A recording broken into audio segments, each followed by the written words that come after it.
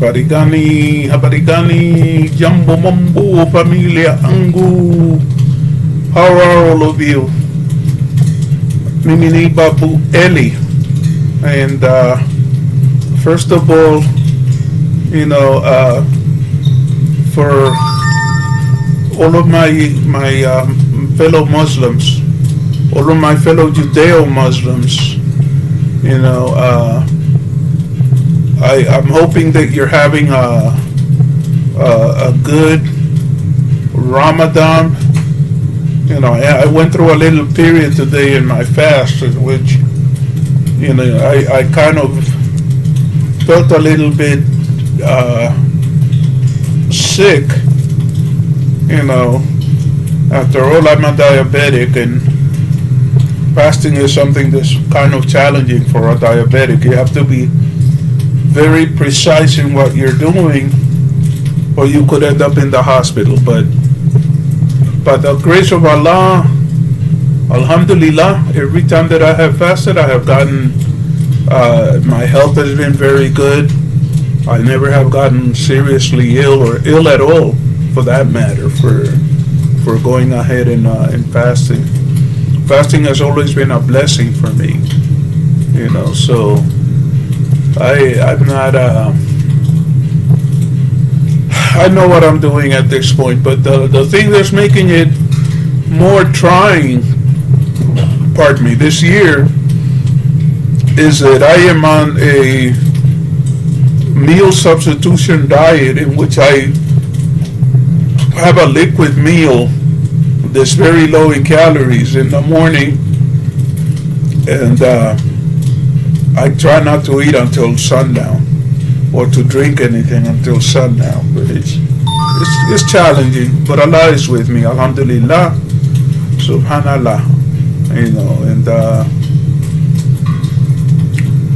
Tabarakallah for all of those who are celebrating this marvelous, wonderful time of the year. It's a time of contemplation. It clears your mind, helps you to see things a little more clearly than you normally do. In the meantime, I'm fascinated by what's going on in Abu Hansi. You can't clean it up. A woman has her arm broken in a defensive wound, a wound that you get from raising your arm. She has to flee her own home and go hide out in the the house of her son, who basically, I don't know how to read a son like that. Your mother shows up with a broken arm. Instead of making her comfortable, you start demanding that she do this and that she learn that, and I will give Davy some kudos. Okay, I will give Davy some kudos. Why am I giving him kudos? Okay, I think that what he did when his mother was taken to Marwa's house was, a terrible thing. He abandoned her on the road and told her, I have other things to do. Really? What do you have to do that's more important than taking care of your mom who has a broken arm? Come on now. Come on, son. What was he gonna do? It's like when a mother and father fight and the father abuses the wife. Sometimes the kids take side, but to Davy's credit, he cooked some food, he took it over to her. He's being kind of like a nursemaid, which is good. But the question is, where is Marwa? It's like, does Marwa think he's so important that his mother has a broken arm and is in pain and is suffering, and his approach to the whole thing is going to be to keep his distance? We all know what the queen of the Villa Medellin. We know what she thinks. She says a parent's duty is to take care of the child. The child doesn't have any responsibility to take care of the parent, much less a person who's a mother-in-law. If Congrars Mom expects any human kindness from these people, from either of them, she's in for a surprise. She's not gonna get any human. These are people that are predators. Their approach to life is they don't want to do any work. They don't even want to cook for themselves, much less for anybody else. And their approach is to, make your money by begging and conning people. You're not going to show that woman any kindness. The person who's showing her all the kindness is Davy Jr. And Davy Jr., he's a quantity unto himself, but at least he really seems to care about his mother, but people are playing games about how reactors are doing this and reactors are doing that, and nobody wants to admit that the father beat up the wife. Reactors, all of this stuff about, I have to have receipts. Not one of you would make a decent defense lawyer, because half of being a defense lawyer is having an instinct and going by your instinct and having the proofs later on, but you form an opinion of what has happened quickly, and you base what you do after that based on the opinion that you have formed. That woman had her arm broken, and she had her arm broken by a thrashing from her husband. And now, all of the spin begins about how Marwa killed a perfectly healthy horse with his shenanigans, with his arrogance, with his stupidity, with his determination that Marwa knows everything. I saw a fascinating video today. Rocio Cabrera has been given a motorcycle, a motorcycle, and she's trying to ride it. Marwa is giving her very precise instructions about how to ride the motorcycle, change gears, and then slowly, blah, blah, blah, blah, and then when the woman takes off on the motorcycle, he admits that he doesn't know how to ride a motorcycle. What the hell are you doing offering the woman instructions about how to do something that you don't know anything about?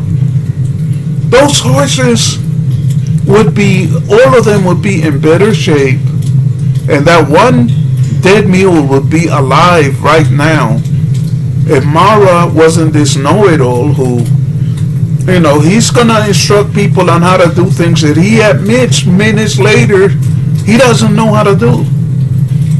People were telling this idiot, please have a veterinarian look at the animal.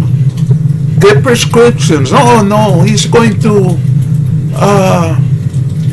use ashes. If you throw the ashes, they will fall off. You'll see. The hell kind of foolishness is this? Let me get this. Marwa is a person who is that arrogant, is dangerous to put him in a position in which any kind of life depends on him.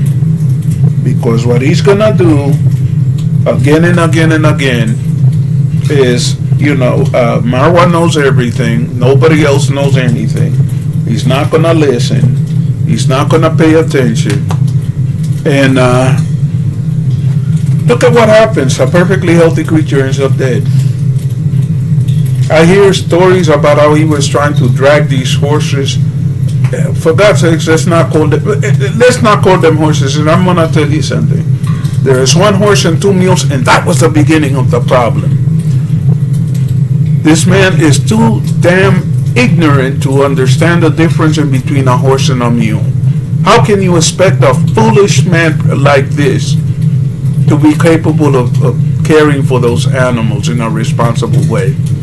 He's too darn stupid to know the difference in between a horse and a mule. Okay? In other words, this is a man who doesn't pay attention to facts, is divorced from reality, and he's going to tell people whatever the hell sounds plausible. He didn't want to admit that he's too dang broke to buy horses, so he buys one horse and two mules. And he figures that all of you out there are too damn stupid to be able to tell the difference in between a horse and a mule. A man who thinks like that is going to take these animals and try to forcibly drag him into a river and end up killing one of the animals. There's a saying that is as old as time itself. You can take a horse to water, but you can't make him drink. You can take any animal to water, you cannot force it to drink. There's some rubbish going around about how they autopsied the dead animal and found that it had pneumonia in its lungs. Let's stop and take that apart. Who conducted this autopsy? Was it a veterinarian? Was it a qualified veterinarian? Or was it Marwa having these animals butchered so that he could go ahead and eat the meat? If it was a veterinarian, why didn't he call a veterinarian in the first place? It's complete rubbish. My theory is that he drowned this horse with his stupidity. Probably tried to force his head into the water to make it drink, and the poor creature asphyxiated. The poor creature breathed in water and died. Okay? Marwa is a fool.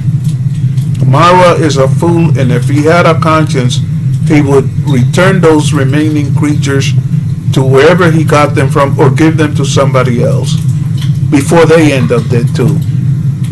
And as far as Rocio Cabrera is concerned, any love or respect that she was getting because of how she was treating those animals, she recognized that Marwa is a fool in dealing with these animals early on.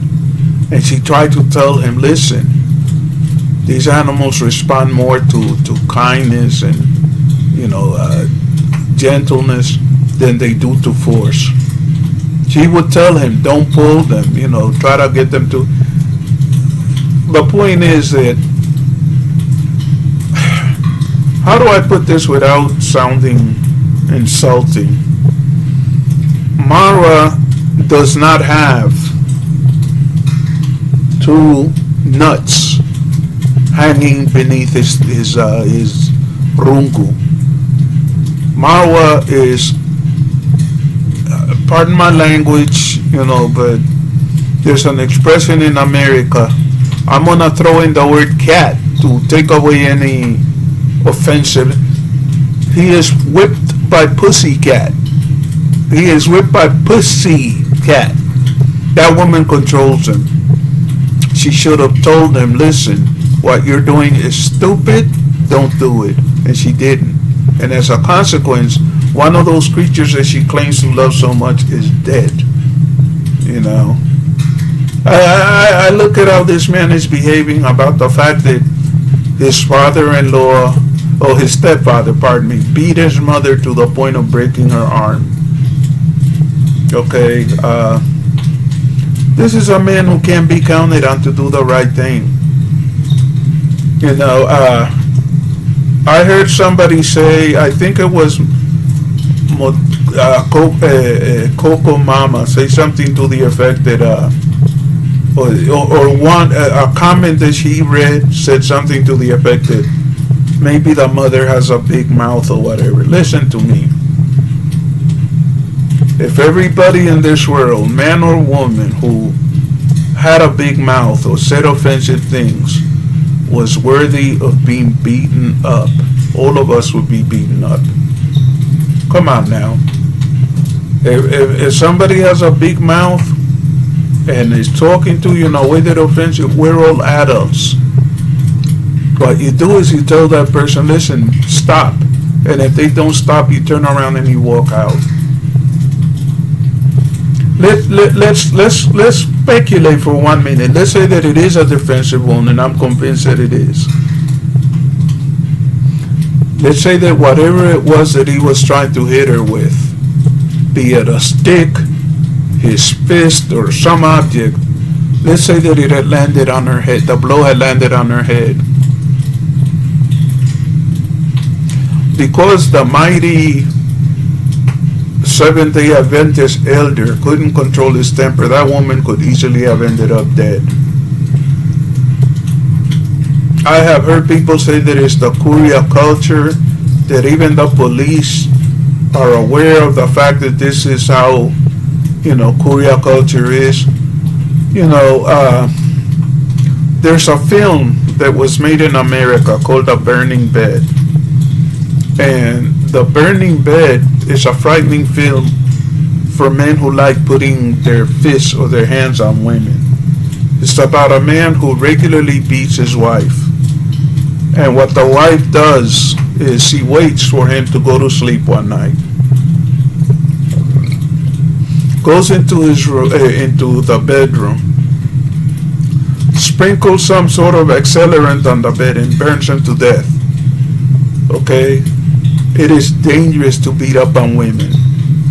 Let me stop here and say this. If you haven't liked and subscribed, first of all, welcome to all of the newcomers. Thank you very much. May Allah be with you. May Allah bless you. Ramadan Mubarak unto everybody who celebrates Ramadan. And it's not too early for me to say this. Juma Mubarak for all of those who will celebrate Juma tomorrow. But back to what I was saying. It is dangerous to abuse women.